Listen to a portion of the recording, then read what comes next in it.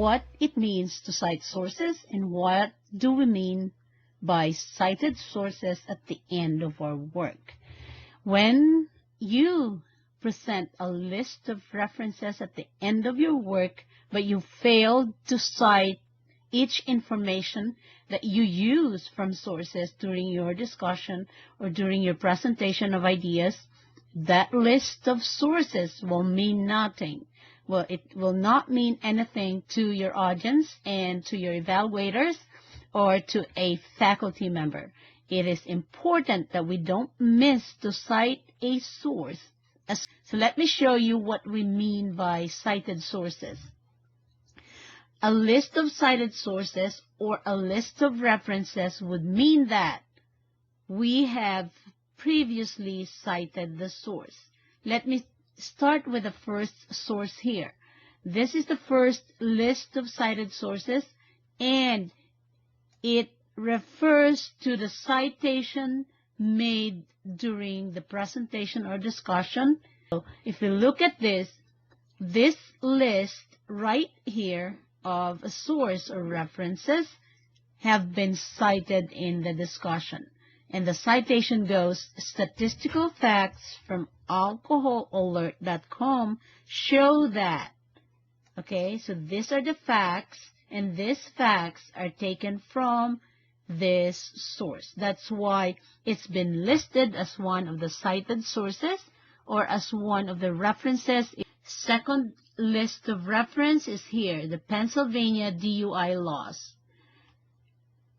The reason it's been listed here, because in one of the slides or in one of the discussions, this source has been cited or referred to or was given credit to. And it goes, an article from DUIconsequences.com explains that. Third list of reference or cited source has been taken from this source. That's why it's being listed right here as the third cited source or as the third reference. Tolerancelaw's.com states that, and the information goes. The funny observations that I made is that many students would also hide their sources. So instead of making a clear reference to a source, what they do is they will put a small citation of the source or a link right below their information. Why are we ashamed of the source? What do we mean? Are we trying to conceal or hide our source? Either students conceal the information by completely not putting a reference in their slide, or they would tend to make it so small in their slide. We have to avoid that. We do not want to cheat our sources, and we do not want to cheat on ourselves, and we don't want to cheat on our audiences.